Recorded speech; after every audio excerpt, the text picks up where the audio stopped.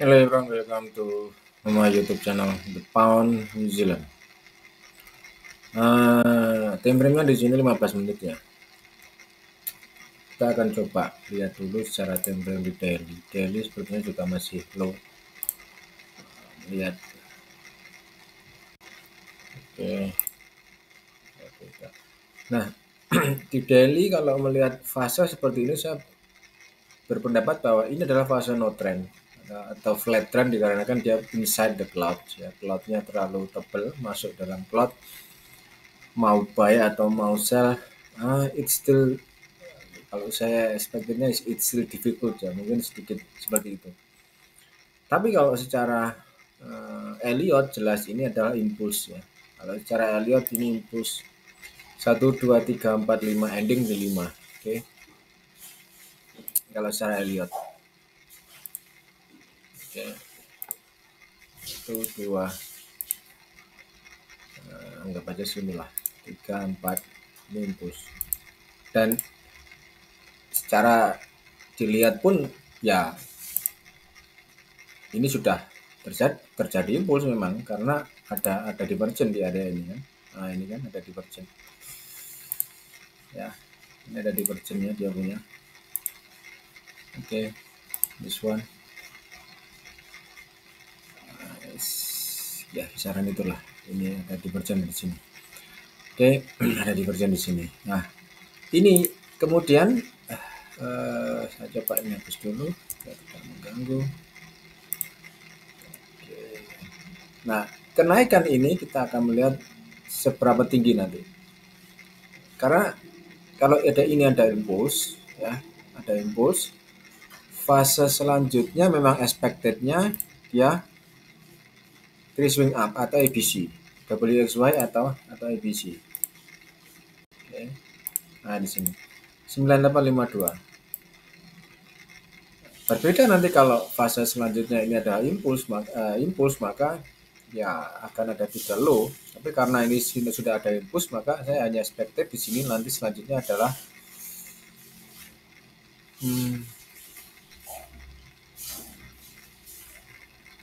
selanjutnya adalah tiga swing up.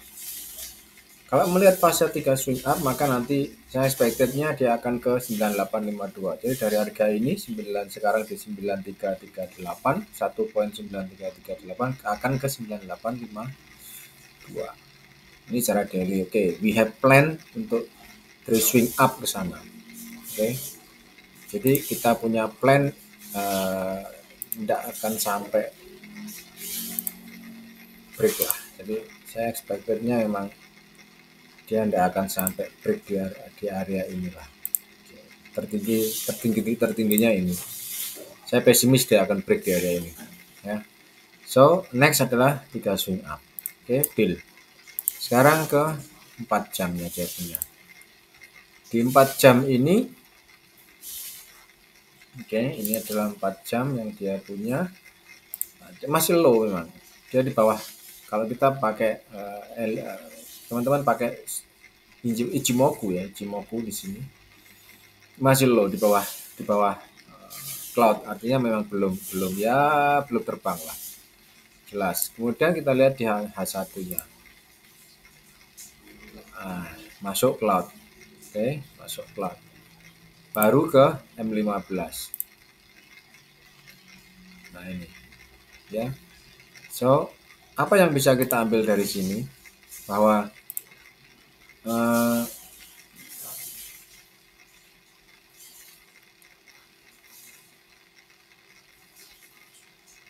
area ini adalah area resisten di low time frame di M15 akan next target untuk the pound New Zealand. Jadi kalau buy stop di harga ini berapa ini? 42 maka 60 maka targetnya sell stop di harga ini di bawah ini. Oke. So risk rewardnya kurang bagus, naikkan di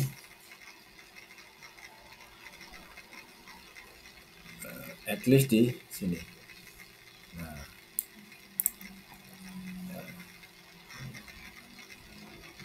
So stop lossnya berapa ini? 104. Stop lossnya 104 poin. Oke. So ini adalah buy pertama, kemudian yang di sini adalah ada satu resisten. Ini adalah buy yang kedua. Saya pakai super resisten biasanya pakai kalau kalau Elliott Wave itu paling penak, Ichimoku itu paling penak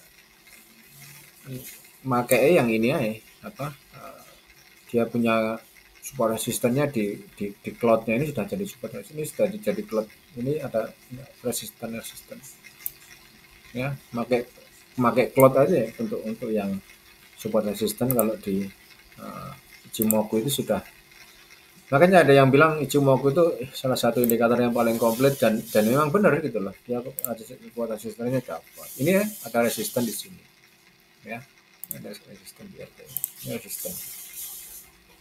Nah, resisten. Kemudian ini tadi resistennya kan di sini. Jadi kalau kita tarik ke ke belakang, maka ini adalah resistennya dia punya. Atau ini kita turunkan seperti ini, tidak ada masalah. Mau naik ya terus, setidaknya resistennya ada di sini. Kalau yang di sini resistennya yang di ini. Oke. Nah, ini kan dia punya resisten di sini. Jadi punggung atau ya dasar, kalau ini kan dasar, kalau ini saya melihat sebagai punggung ya, punggungnya apa dasar dan tebing lah ya, seperti itu ya. Bisa kita pakai sebagai support resisten. Di sini ini adalah resisten. Kalau dia turun, maka ini adalah resistennya gitu. Kalau dia naik, maka ini akan jadi support. Nah, masalahnya memang di BPNZD dia fasenya masih inside cloud gitu loh. Buy-nya hanya terverifikasi di M15. M15 sudah terverifikasi fasenya buy, tapi kalau di A1 belum. Sehingga kalau teman-teman spekulasi, ya ini cara spekulasinya pakai ini. Pakai buy stop. Ya, pakai buy stop di 29360 lah. 93. Nah, ini adalah stop loss-nya tentu di bawahnya ini. 9256. Ya, hampir 100%. 100 poin lah. Ya, karena di BNZD kan pergerakannya lumayan gila gitu loh.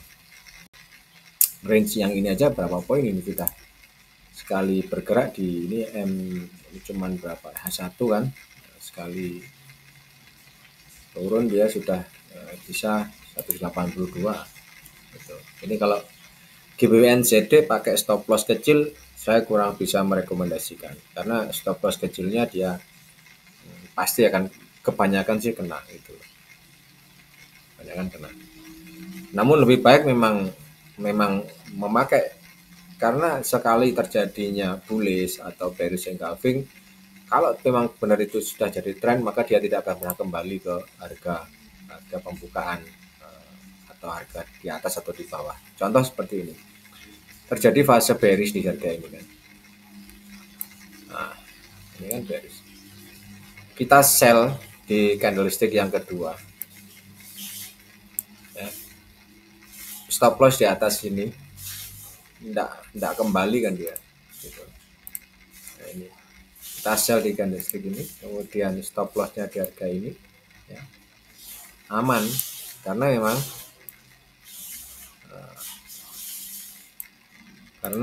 apa? Ini valid, bearishnya dia valid. Sama dengan yang ini pun, ini juga gitu. Ya, buy di sini katakan, ya, stop lossnya di harga low-nya ini dia juga valid gitu loh. Karena apa? Karena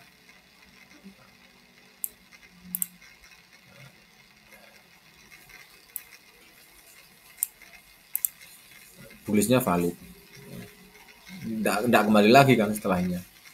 Walaupun pada setelah kemudian waktunya baru dia akan kembali ke sini. Tapi buy di sini risk reward 13 dia dapat. sell di sini 13 risk rewardnya 1,3 dapat gitu.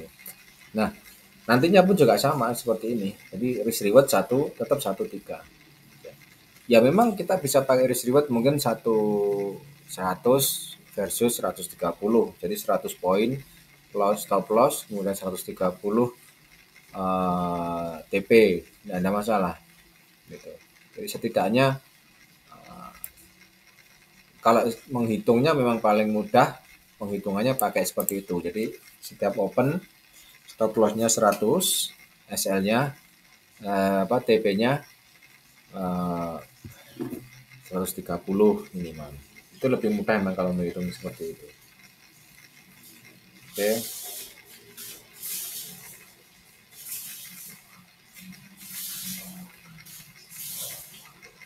Tapi terkadang memang ada yang stop, ada yang support resistance pakai ini stop lossnya pakai support resistance, tidak ada masalah.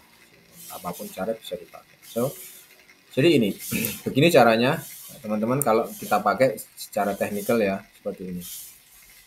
Ya, ini buy stop di sini loh ya. Ingat buy stopnya di sini. Sell stopnya STP-nya di bawah loh. Jadi tidak langsung open. Saya memang menyarankan kita tunggu pakai support pakai buy stop atau sell stop kalau lebih enaknya seperti itu daripada langsung open posisi. Saya lebih merekomendasikan untuk buy stop maupun sell stop dengan risk reward yang sudah diukur kan gitu. Nah, seperti yang di sini kan ini berapa ya, 47, maka sell stopnya di 20-an lah. Nah, di harga 20.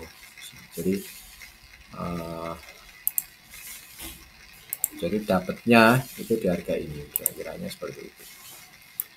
Nah, ini oke, 13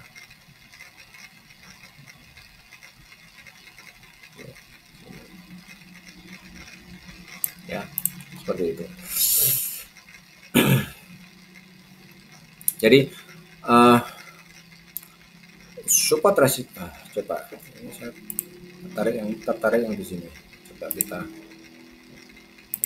kasih arsir grey, kemudian kita ganti ke 15. Memang sudah dalam fase sell atau belum? Oke, lock. Nah, ini ya. Jadi